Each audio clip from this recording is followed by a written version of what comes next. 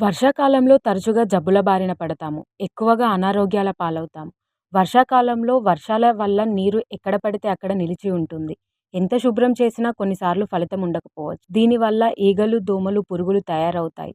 వీటి వల్ల జబ్బులు వ్యాపిస్తాయి. దోమల వల్ల హానికరమైన డెంగ్యూ లాంటి విషజ్వరాలు కూడా సోకుతాయి.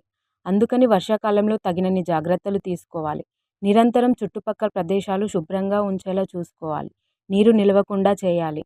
చెత్త ఉండకుండా చూసుకోవాలి. ఈ కాలంలో కొంచెం జ్వరంగా ఉన్నా, ఒళ్ళు నొప్పులు, శరీరం సహకరించకుండా ఉన్నా ఏమాత్రం నిర్లక్ష్యం చేయకుండా వెంటనే వైద్యున్ని సంప్రదించాలి. ఒకవేళ జ్వరం ఉంటే పరీక్షలు చేయించుకొని తగిన జాగ్రత్తలు తీసుకోవాలి. అది డెంగ్యూ జ్వరం అయితే 101, 102 డిగ్రీల ఉష్ణోగ్రతతో నిరంతరం జ్వరం ఉంటుందని గుర్తుపెట్టుకోండి.